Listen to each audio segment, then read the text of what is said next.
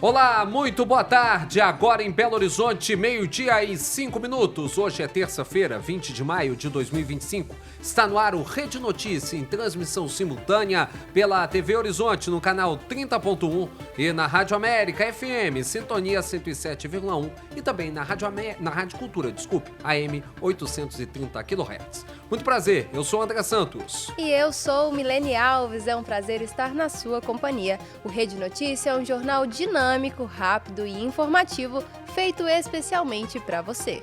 E eu já quero chamar você, telespectador e ouvinte, a participar do Rede Notícia com a gente. Para isso, é fácil, é só você mandar uma mensagem no número que está aí na sua tela, 31 99680 2910. Vou repetir, 31 é o DDD 99680 2910. Mande o zap pra gente. E nós queremos te ver também nas nossas redes sociais. Você pode acompanhar o Rede Notícia no YouTube, no nosso canal TV Horizonte Oficial e nos seguir no Instagram, @TV Horizonte Oficial e @Rádio América Oficial.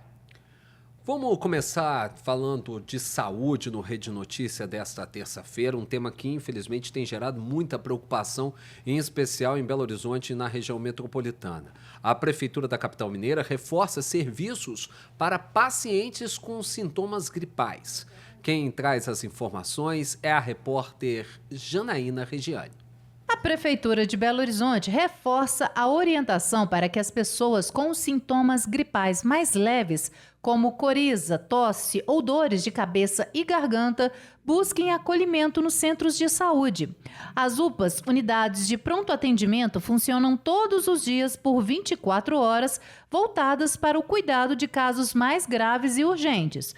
No último sábado, dia 17, mais de 2.100 pessoas foram atendidas em 5 centros de saúde de Belo Horizonte, que funcionaram para o atendimento a pacientes com sintomas respiratórios leves. O balanço foi divulgado pela Prefeitura da capital. Do total de atendimentos, mais de 1.800 pessoas procuraram as unidades para se vacinar contra a gripe e 277 apresentaram sintomas gripais e receberam assistência médica. A unidade Rio Branco, na Regional Venda Nova, foi o centro de saúde com maior busca por cuidado, tendo realizado 105 consultas e vacinado 518 pessoas. Outra opção de atendimento durante a semana são as teleconsultas, de segunda a sexta-feira, sempre das 8 da manhã às 8 da noite. O agendamento deve ser feito pelo site pbh.gov.br. Repórter Janaína Regiane. Obrigada, Janaína. E a concessionária Metrô BH, em parceria com a Secretaria de Saúde de Belo Horizonte, vai realizar amanhã, dia 21 de maio, uma ação de vacinação contra a gripe. A aplicação das doses será na estação Santa Efigênia, das 9 da manhã às 4 da tarde. O objetivo é facilitar o acesso à imunização para que Belo Horizonte atinja a meta de vacinar pelo menos 90% da população. A vacina oferecida será a trivalente, que protege contra 3 tipos de vírus da gripe, o H1N1, o H3N2 e o vírus influenza. 300 doses estarão à disposição dos usuários no metrô e, para se vacinar, será necessário apresentar um documento de identidade com foto e o cartão de vacinação. Então você que pega o metrô e ainda não se vacinou contra a gripe, dá bobeira não, gente. Coloca os documentos na bolsa e prepara o bracinho aí para tomar a vacina. Se ainda não tem baixa lá o aplicativo do SUS, carteirinha de vacinação digital, fica tudo mais fácil, tudo pelo smartphone, não tem desculpa, só não vacina se não quiser. Se eu fosse você, tomar a vacina. É isso mesmo, os cuidados precisam ser redobrados. A Rede FEMIG, mais uma vez, amplia leitos pediátricos em Belo Horizonte. Quem tem os detalhes é a repórter Letícia Bessa. A FEMIG, Fundação Hospitalar de Minas Gerais, abriu 10 novos leitos de terapia intensiva pediátrica no Hospital João 23, em Belo Horizonte. A ideia é ampliar a assistência aos casos de doenças respiratórias. De acordo com a Secretaria Estadual de Saúde, os leitos serão destinados, em grande parte, a pacientes do Hospital Infantil João Paulo II, que também integra a rede FEMIG. Com a nova estrutura, o João 23 passa a contar com 20 leitos de UTI pediátrica, o dobro da capacidade anterior. Ao todo, o complexo hospitalar de urgência passa a oferecer 136 leitos de terapia intensiva e semi-intensiva, sendo 48 pediátricos e 88 destinados ao público adulto. Repórter Letícia Bessa. Olha só, gente, os deputados estaduais votam em primeiro turno na tarde de hoje na Assembleia Legislativa de Minas Gerais um projeto de lei enviado pelo governo do estado que prevê a terceirização dos hospitais da rede FEMIG. Vamos ao vivo agora à redação da Rede Catedral, conversar com a repórter Erlane Grace, que tem mais detalhes sobre esse assunto. Muito boa tarde, Erlane. Tudo bem com você? Boa tarde, André, Milene, a todos que nos acompanham no Rede Notícia. André, tudo indica que a movimentação ela vai ficar na Assembleia Legislativa hoje, vai ser bastante intensa, gente. Os deputados estaduais devem votar a partir das 14h o projeto que propõe a terceirização dos hospitais da FEMIG, a Fundação Hospitalar do Estado. Esse projeto ele é de autoria do governador Romeu Zema, do Partido Novo, que ficou mais de um ano parado. Agora, volta à pauta em meio à pressão de parlamentares que pedem uma CPI para investigar a gestão da FEMIG. Quem lidera esse pedido é o deputado Lucas Lasmar, do Partido Rede. Ele denuncia o fechamento de leitos e centros cirúrgicos, falta de insumos e o déficit de profissionais. Se esse projeto passar, o primeiro hospital a ser transferido para um modelo de gestão por serviço social autônomo será o Hospital Alberto Cavalcante, referência no tratamento de câncer. Depois a mudança pode atingir também o Hospital Eduardo de Menezes, o Hospital Infantil João Paulo II e também a Maternidade Odete Valadares. Tá certo, Erlane, daqui a pouquinho ela volta com a gente para trazer todos os detalhes sobre essa confusão de terceiriza, não terceiriza, o Hospital da FEMIG. Isso ainda vai dar muito pano para novela, né? Que novela, que absurdo. Daqui a pouco a gente volta com esse assunto. Olha só, gente, o prefeito Álvaro Damião, de Belo Horizonte, nomeou 3 candidatos a vereador da capital derrotados nas eleições de 2024 para assumir cargos na administração municipal. Daiane Dias Costa, do PL, Eduardo Lucas Deodato, do Cidadania, e Giovanni Campos Viana, do Solidariedade, vão trabalhar na Secretaria Municipal de Relações Institucionais. Álvaro Damião também nomeou um candidato ao cargo de prefeito de Jequitinhonha, cidade do interior de Minas. Roberto Alcântara Botelho, do PSDB, que ficou em segundo lugar nas eleições do município, será comissionado na Secretaria Municipal de Belo Horizonte. Agora, a pergunta que eu faço a você, telespectador do Rede Notícia, a você ouvinte que está ligado com a gente na Rádio América e também na Rádio Cultura, é o que o candidato a prefeito derrotado de Jequitinhonha vai trazer de benefício para a Secretaria de Saúde de Belo Horizonte. Se isso não é para conseguir voto nem apoio dentro da Câmara Municipal, eu não sei por quê. Me ajuda aí, né?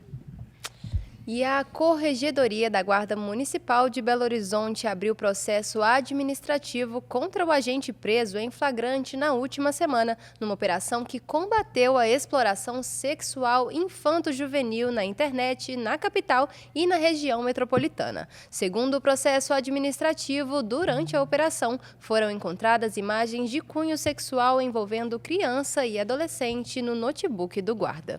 O agente será investigado por supostamente infringir 9 pontos do Estatuto da Guarda Municipal.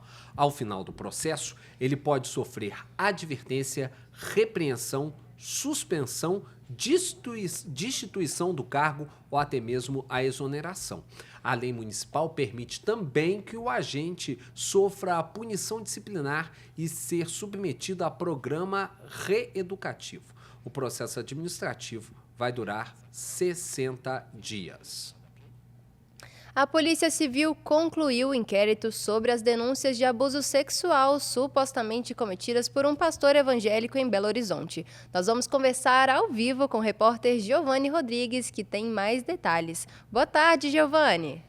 Boa tarde, Milene. Boa tarde, André, e a todos. Isso mesmo, Milene. A Polícia Civil finalizou, né, e enviou à Justiça, nesta terça-feira, os inquéritos policiais envolvendo um líder religioso, que é um pastor de 51 anos, com o nome de Marco Aurélio Aires, mais conhecido como Pastor Aires. Ele é atualmente casado e é pai. A investigação apontou que este pastor, há 20 anos, Milene e André, há 20 anos, ele pratica crimes sexuais. Segundo a delegada Larissa Mascote, uma vítima procurou a polícia em abril deste ano e, diante dessa denúncia, outras mulheres tiveram coragem e começaram a denunciar este pastor. Ele cometeu 6 crimes, viu? Segundo a delegada, 6 crimes, olha, por estupro, 5 crimes por violação sexual, mediante a fraude, 2 crimes por importunação sexual. Ele abusou aí de mãe e filha e ao todo 7 vítimas, gente. 7 vítimas foram identificadas, entre essas 7, uma menor de idade. Este pastor, ele dizia o seguinte, dizia ser um ungido de Deus. Ele agia dentro das dependências da igreja, nos momentos ali de aconselhamento. E ele obrigava essas mulheres a jurar com a mão na Bíblia que não iriam denunciá-lo. Ele também ameaçava essas vítimas, falando que se elas contassem alguma coisa, elas seriam amaldiçoadas. Este homem, ele não pronunciou até o momento, né? E ele pediu o advogado dele, ele falou com o advogado dele o seguinte, que ele ficaria somente em silêncio. Os crimes aconteceram no bairro Jardim Vitória e também bairro Belmonte, região nordeste de Belo Horizonte. E a prisão deste pastor não foi deferida, né? Esse homem ele não está preso. Sendo preso, se ele for preso, ele pode pegar aí 115 anos de prisão. É com vocês aí no estúdio. Ele tem que falar nada, tem que ficar quieto, pedir perdão a Deus, né? Mas pedir perdão a Deus mesmo. Ai destes que usarem meu nome em vão, meu amigo. E fica um recado também para as mulheres, né, que convivem mesmo na igreja, não tenham medo de denunciar e não caiam nisso. Maldição, gente, por denunciar, não existe isso. É um abuso total de uma pessoa que se coloca num local, numa posição, e através dessa posição faz mau uso da fé dos outros. Ai de você, pastor. Meu Deus, nem isso a gente pode chamar você. Ai de ti, meu camarada, tu vai pagar pesado. Não é só aqui não, ó. É com Deus também. No próximo bloco teremos as notícias do esporte. Tem confusão na justiça envolvendo América e Atlético. E vamos falar também do prazo de declaração do imposto de renda que tá chegando a fim.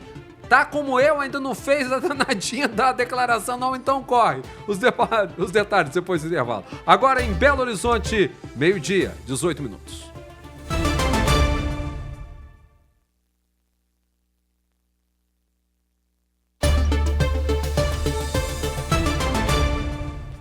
Estamos de volta com Rede Notícia, agora em Belo Horizonte, 12 horas e 21 minutos. Vamos voltar a conversar com a Erlane Grace lá na redação da Rede Catedral. A Erlane estava falando sobre votação que vai ter hoje em relação à possibilidade de terceirização da Rede FEMIG. Mas além disso, Erlane, está rolando também aqui dentro da Assembleia uma movimentação dos deputados para a possibilidade de se abrir uma CPI para discutir a situação da FEMIG, não é isso, Erlane? Conta pra gente. É isso mesmo, André. O deputado estadual Lucas Lasmar do Rede, ele protocolou um requerimento junto à presidência da Assembleia Legislativa de Minas Gerais, solicitando aí a instalação de uma comissão parlamentar de inquérito para apurar possíveis irregularidades na gestão da Fundação Hospitalar. O pedido, André, ele já conta com 17 assinaturas de parlamentares e para que a CPI seja instaurada é necessário o apoio de pelo menos 1/3 dos 77 deputados estaduais, ou seja, 26 assinaturas. A proposta de CPI tem como base denúncias graves de sucateamento estrutural e funcional das unidades. André, hospitalares da rede, né, que comprometem diretamente aí, ao atendimento à população,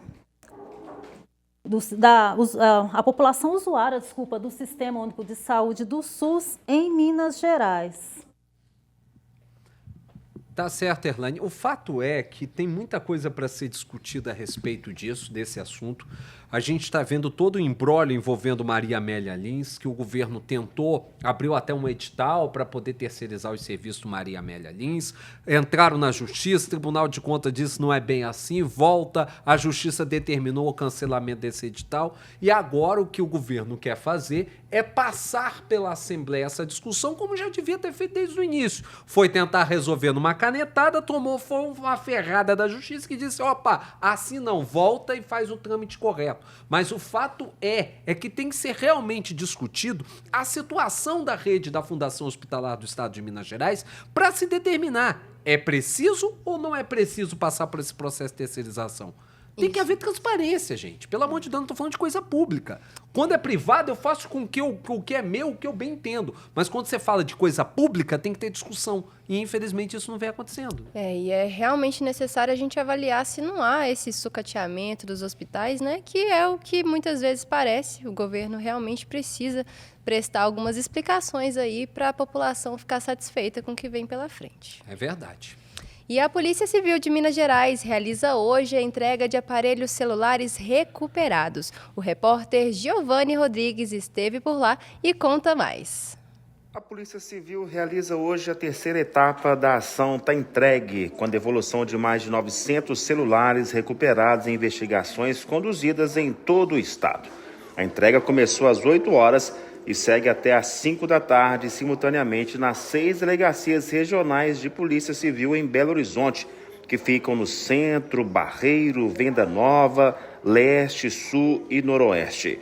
Conforme notificação prévia enviada aos proprietários, a estimativa é de que cerca de 130 celulares sejam devolvidos em cada unidade. A iniciativa do Tá Entregue já devolveu outros 629 celulares nas 2 edições anteriores, realizadas em dezembro de 2024 e fevereiro deste ano. Para otimizar o processo de restituição, a Polícia Civil adota como estratégia o envio de mensagens via WhatsApp às vítimas com orientações sobre a retirada dos aparelhos. Nesta terceira edição, os celulares recuperados são relativos a ocorrências registradas no ano de 2023 em diferentes regiões do estado. Repórter Giovanni Rodrigues.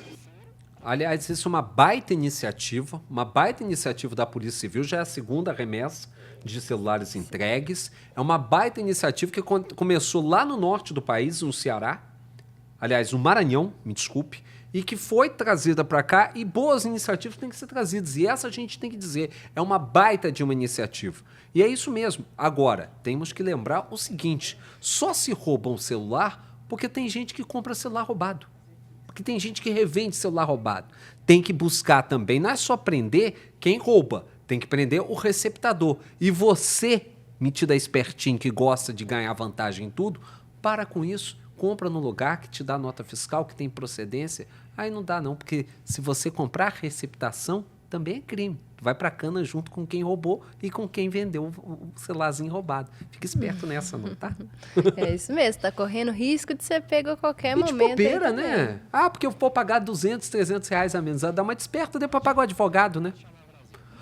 Ó, falando em advogado, falando em situação judicial, o esporte mineiro, parte do futebol mineiro, tá entrando na seara judicial. Júnior Brasil tá ao vivo com a gente da Rede Catedral. Ô, Júnior, que história é essa? No América é crime racial, o Atlético parece que até procurar SPC, Serasa, por aí vai pra pagar dívida. Conta essa história pra gente. É isso mesmo, viu, André? Grande abraço para você, para Milene. Tem muito assunto para a gente falar hoje. Eu vou começar pelo Atlético. O Cuiabá denunciou o sócio majoritário da SAF do Atlético, Rubens Menin, no Banco Central para que sejam verificadas as dívidas do Banco Inter, que ele administra, e as dívidas da Galo Holding, incluindo a de 5 milhões que o Atlético não pagou ao Cuiabá, envolvendo o jogador Daverson. O caso está na Câmara Nacional de Resolução de Disputas. Em nota divulgada há pouco pelo Atlético, o clube alega ter tentado contato com o Cuiabá para resolver a situação e não teve êxito. O Cuiabá não quis conciliação. O Galo entende que o Cuiabá cobra valores indevidos e que o local correto para a solução é a Câmara Nacional de Resolução de Disputas e, por isso, aguarda a deliberação da Câmara. Agora, outro tópico que esse não pode aceitar mesmo, falando do América, envolvendo o jogador Miguelito. Ele foi denunciado no jogo do Coelho e Operário no Paraná. Chegou, inclusive, a ser preso por injúria racial proferida contra o jogador Alano. Ontem, o Tribunal de Justiça Desportiva suspendeu o jogador por 5 jogos. Cabe recurso. E pela Série B, o América perdeu para o Curitiba no Couto Pereira por 1-0. Racismo não, tem que acabar com isso, mesmo sendo no futebol. Notícia boa para a torcida do Cruzeiro e para o Cruzeiro e o técnico Léo Jardim. Romero está perto de renovar o contrato com o clube, ou seja, uma boa, ele vive um momento especial no Cruzeiro ao lado de Lucas Silva no meio de campo. Por fim, tem mais notícia, André e Milene, não para. O ex-presidente da CBF, Edinaldo Rodrigues, ele foi afastado do comando da entidade por uma suspeita de falsificação de um documento.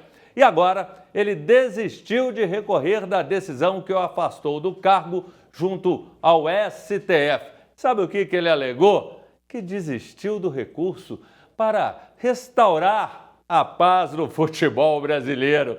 E lembrando, a partir de 1 da tarde começa o Bola na Rede e vai até as 2. Eu espero vocês de volta com você, André e Milene.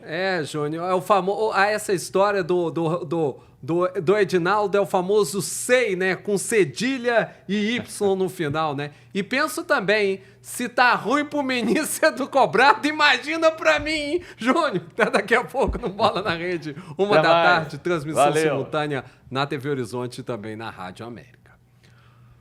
Olha só, gente, faltando 10 dias para o fim do prazo, cerca de 20 milhões de contribuintes, como eu, ainda não entregaram a declaração do Imposto de Renda de 2025. Até o momento, pouco mais de 26 milhões e meio de contribuintes acertaram as contas com o fisco. O número equivale a quase 58% do total esperado para este ano. A Receita Federal espera receber mais de 46 milhões de declarações, um aumento de quase 7% na comparação com 2024, quando foram entregues 43 milhões 200 mil declarações em todo o Brasil. Segundo a Receita Federal, 65% das declarações entregues até agora terão direito a receber restituição, enquanto 19% terão que pagar imposto de renda. O prazo para entregar a declaração começou em 17 de março e termina no dia 30 de maio. Agora nós vamos para um rápido intervalo e na volta vamos conversar com a deputada Bela Gonçalves sobre o Propag. Continue ligadinho com a gente.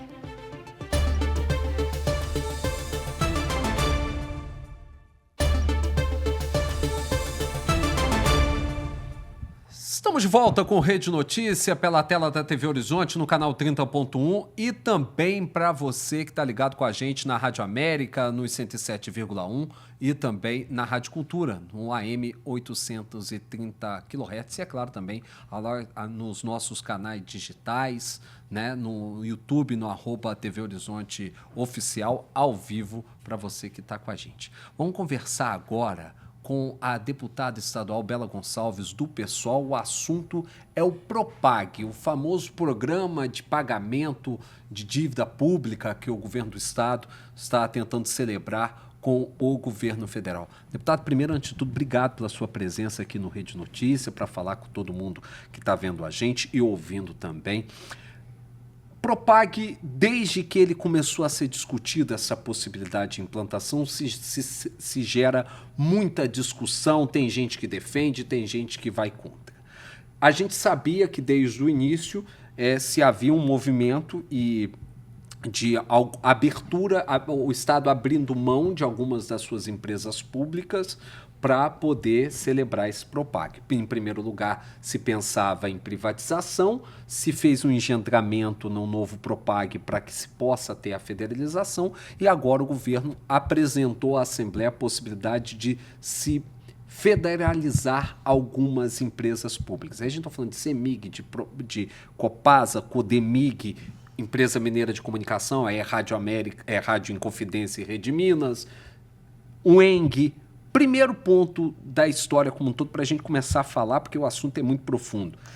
É preciso se aderir ao Propag hoje para Minas Gerais sair desse buraco, como o próprio governo fala que tem? Com certeza. Olha, eu vou primeiro saudar aqui o André, a Milene, dizer que eu admiro muito o trabalho da TV Horizontes, também da Rádio Cultura, sou ouvinte, então todo mundo que nos escuta e nos vê, é um prazer estar com vocês. Obrigado, prazer é todo nosso. Olha, a questão da dívida pública de Minas Gerais, ela é muito antiga. Governos passados, e aí quando eu falo governos passados, eu falo coisa de décadas atrás, assumiram dívidas sobre dívidas que, ao não serem pagas com a União, foram se acumulando. Elas aumentaram nesse governo, que é o governo Zema, em mais de 50%. Por quê? Porque o governo se beneficiou de uma liminar no Supremo que permitiu a ele não pagar nenhuma parcela sequer da dívida pública. Foi arrolando a dívida pública. Foi arrolando. E aí a dívida aumentou em 58%.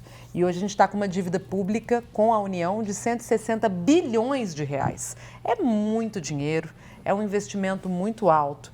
É, de fato, uma questão que precisa ser resolvida.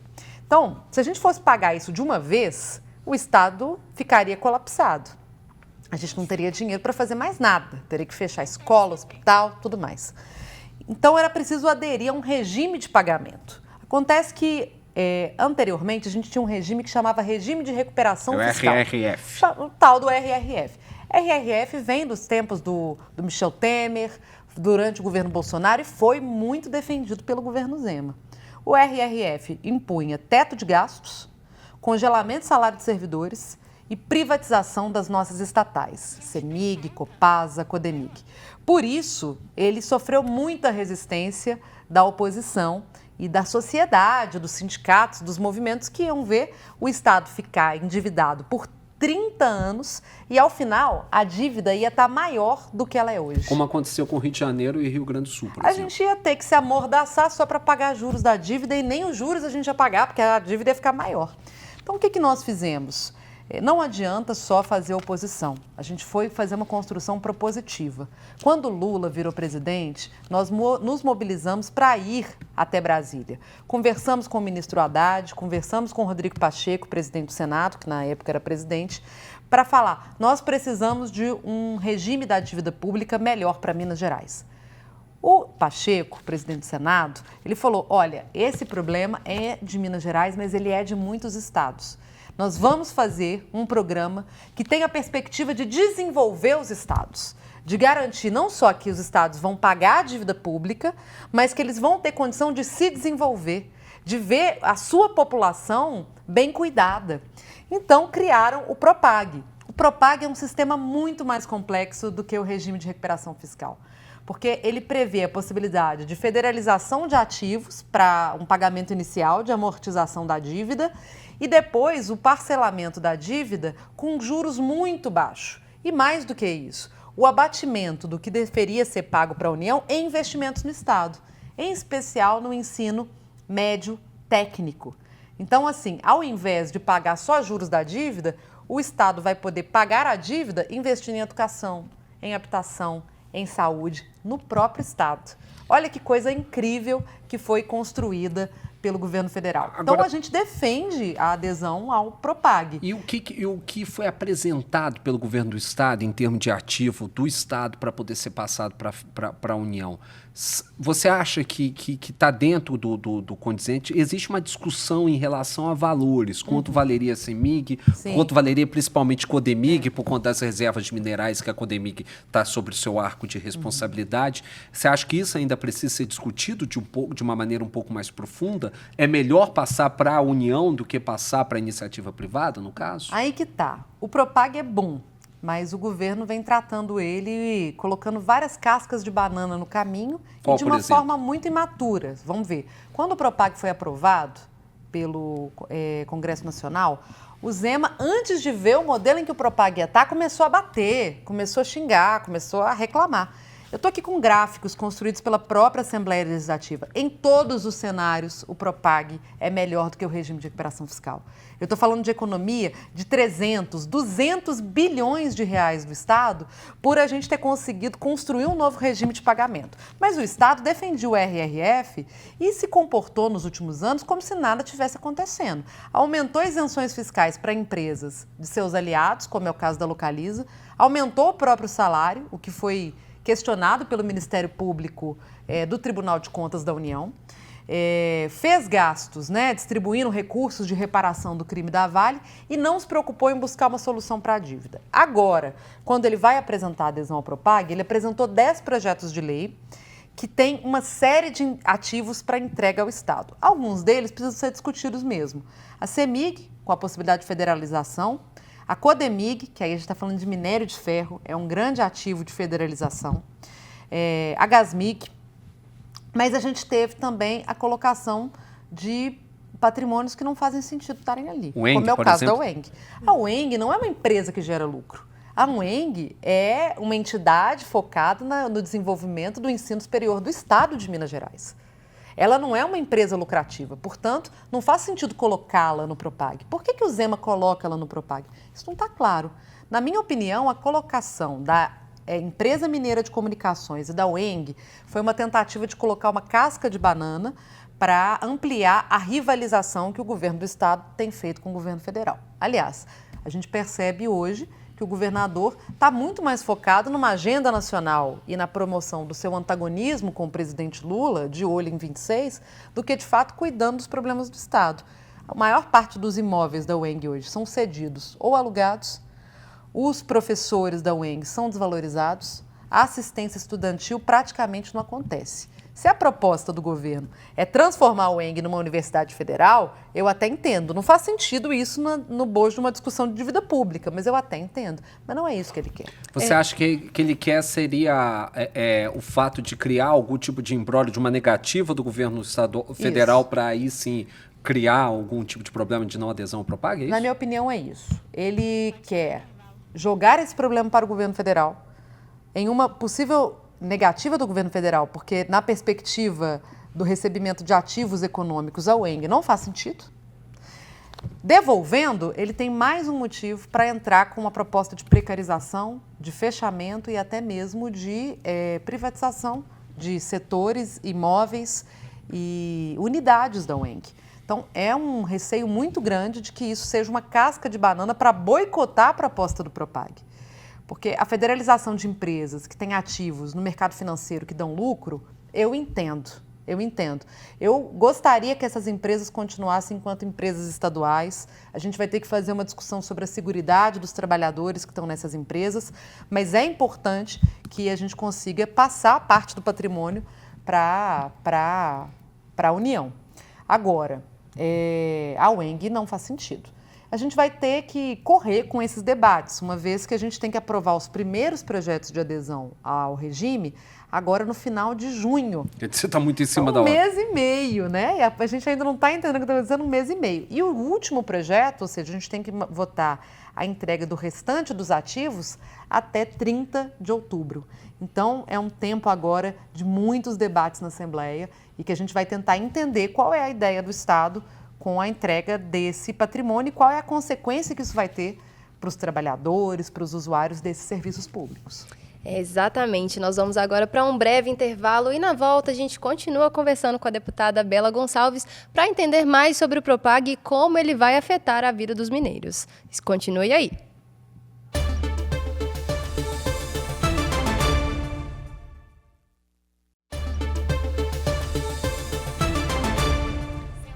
Estamos de volta com a Rede Notícia, 12h e 48 minutos. A gente vai continuar essa conversa com a deputada estadual Bela Gonçalves do PSOL para a gente falar sobre essa história toda desse programa de pagamento de dívida pública do Estado de Minas Gerais. Você deixou uma vírgula, eu vou continuar nessa conversinha agora que eu não posso deixar. Você falou no seu entender, a inclusão de algumas empresas, da UENG, da Empresa Mineira de Comunicação, uma pegadinha do governo para haver algum tipo de negativo. Só que o governo cansou de dizer que se não aderir a Propag, não aderir a RRF, o Estado quebra, não tem como as coisas funcionar. Afinal de contas, o que o governo quer? Gente, essa é uma boa pergunta. Eu acho que o No governo... seu entender, tá? Porque a gente não tem como responder por governo. Para o governo querer alguma coisa, ele tem que ter uma coerência. Acho que hoje o governo é um somatório de interesses. A gente tem um secretário de governo que quer virar senador. A gente tem um governador que quer virar presidente da República. A gente tem um vice-governador que quer se reeleger. Agora, cuidar do Estado mesmo, eles têm cuidado muito pouco.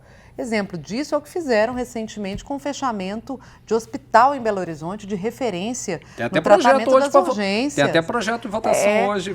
O fechamento do Hospital Maria Amélia Lins comprometeu todo o atendimento cirúrgico ortopédico em Belo Horizonte e comprometeu o atendimento de urgência no João 23. Vocês acompanharam. Vocês estão vendo a situação das estradas de Minas Gerais. Vocês estão vendo que o governador, ele tem hoje construído uma política de facilitar muitas coisas para os seus amigos empresários, mas a parte de saúde, de educação, a parte social está muito enfraquecida. Então, assim, de fato, o Estado precisa dar uma resposta para a dívida pública. O governo nunca se mobilizou para buscar uma resposta que fosse benéfica para o Estado. A construção do Propag é mérito do Lula, do Rodrigo Pacheco e da Assembleia Legislativa. E agora, ao colocar cascas de banana no meio do projeto, como a inclusão da UENG, da AMC, eu temo que ele esteja aqui, mais uma vez, tentando passar a sua agenda privatista na discussão da dívida pública, que é justamente um projeto antiprivatista. Esse projeto aqui do Propag é um projeto antiprivatista. É como que a gente pode equilibrar bens públicos da União com bens públicos do Estado. Não é uma proposta de privatização, mas ele está tentando fazer com que os projetos, ao não serem aceitos pela União, abram brecha para as privatizações. Mais uma mentira que ele está contando.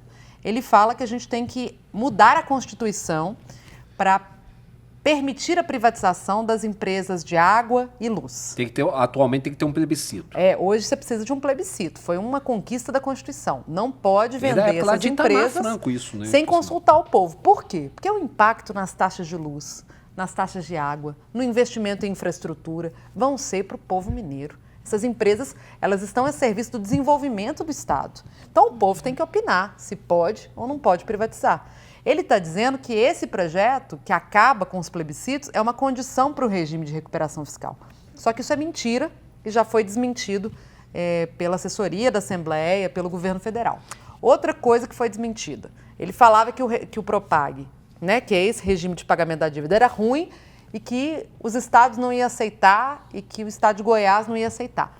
Anteontem o estado de Goiás já aderiu assim, num estalo, porque ele é muito, muito melhor do que a proposta que o governador defendia, que era essa de privatizar tudo, congelar salário e acabar com o serviço público. Bela, você apontou alguns problemas de gestão, né, que você considera problemáticos ali na gestão do Estado, e com a passagem desses ativos para o governo federal, você acha que isso ia melhorar? Como é que isso ia impactar na vida dos mineiros? Ia ser melhor do que o Estado hoje em dia ou ia trazer alguma problemática que a gente não falou por exemplo, sobre? você falando de CEMIG e de Copasa, se isso fosse para a mão do governo federal, porque a gente sabe que são duas empresas de capital misto, né? Parte dela pertence à iniciativa privada, parte pertence ao Estado. Em que ponto você acha que isso poderia melhorar em termos lá na ponta final de quem paga por esse serviço?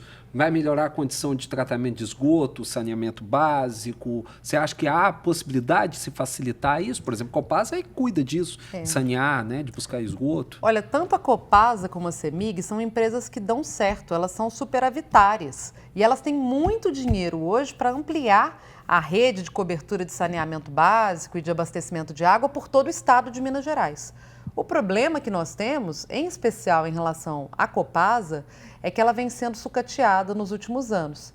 Ao invés de fazer o investimento para colocar água no seu bairro, para não deixar faltar água nas periferias, uma coisa que todo dia a gente aqui dá nota de falta d'água, é uma coisa impressionante. Enquanto a gente poderia estar investindo na infraestrutura da rede, a opção do governo Zema foi distribuir ativos para os empresários. Então, eu acho que as empresas estaduais, elas têm plena condição de operar e ampliar a rede de distribuição de água e energia. Não estou achando isso. Na verdade, a gente tem esses dados e sabe que as empresas podem ser utilizadas para essa finalidade. Mas como desde o primeiro dia em que o Zema sentou no governo, a proposta deles era entregar essas empresas para o capital privado, a gente viu essas empresas serem desconstruídas nos últimos anos. Essa é uma preocupação nossa. Eu acho que o governo federal pode sim cuidar muito bem dessas empresas, em especial da CEMIG. Eu tenho algumas dúvidas em relação à Copasa, porque eu acho que a distribuição do saneamento básico, ele é muito mais local. Ele tem muito mais a ver com uma estratégia de desenvolvimento do Estado, garantir que chegue água no semiárido, garantir que chegue água no norte de Minas, sabe? Esses temas são mais estaduais. Então, eu não estou convencida de que as duas têm que ser federalizadas. Eu acho que a federalização da Codemig, que é a do Nióbio, já resolve, assim, 80% do nosso problema. A gente tem muitas terras do Estado que podem ser federalizadas e existe um projeto para isso. E a gente também precisa parar com essa farra das isenções fiscais que o governo faz. Olha, para vocês terem ideia, esse ano as isenções de impostos para empresas vai bater 22 bilhões de reais. A gente está falando de que a gente precisa de 37 bilhões para dar entrada na dívida pública. Só que 22 bilhões do orçamento público está comprometido em regalias para empresas. Falando em privatização, vou sair um pouquinho do Propag, porque está faltando 2 minutinhos para a gente terminar a nossa conversa, rapidinho. O que você acha desse projeto de lei que está sendo votado hoje na Assembleia, em primeiro turno, sobre a possibilidade de terceirização da gestão da FEMIG? A gente já viu todo o imbróglio causado por conta desse mesmo assunto em relação a Maria Amélia Lins. O governo tentou resolver numa canetada, não resolveu, a Justiça determinou que voltasse e agora a discussão foi para a Assembleia. Você acha que essa discussão já deveria ter ido muito antes ou nem deveria existir? Olha, o governo está preocupado, de fato, em governar para os ricos, para as empresas de seguro de vida, para as empresas de seguro de saúde, porque hoje nós temos um sistema de excelência em hospitais do Estado, que é a rede FEMIG. Ela funciona e funciona bem. O João 23, por exemplo, é uma referência no mundo no tratamento de trauma. Se ele está querendo, de fato, agora privatizar essa gestão, é para, de fato, transformar a saúde que é ofertada nesses espaços em uma mercadoria. Então, a gente é contra a aprovação da privatização da gestão hospitalar do Estado. A gente acredita que não tem clima para isso. Nós estamos no meio da discussão do Propag. Como eu falei, o tempo é muito curto para debates complexos. E aí você ainda coloca um projeto para desmontar uma rede de saúde. Isso é crueldade com a população. A população precisa ver o SUS atendendo mais e melhor e gratuitamente a sua população. E é isso que nós vamos lutar para fazer. A gestão privada, ela costuma ser mais cara, porque ela dá lucro. E ela costuma gerar uma desordem social muito grande. Vou dar o exemplo. Betim. Betim gasta grande parte do seu orçamento com saúde. E a gestão de saúde lá está um caos. Por quê? Porque alguns anos atrás foi feita uma transição para a privatização da gestão da saúde. Onde aconteceu a privatização da gestão da saúde, a gente viu muita gente lucrando e o tratamento piorando. Então a gente é contra.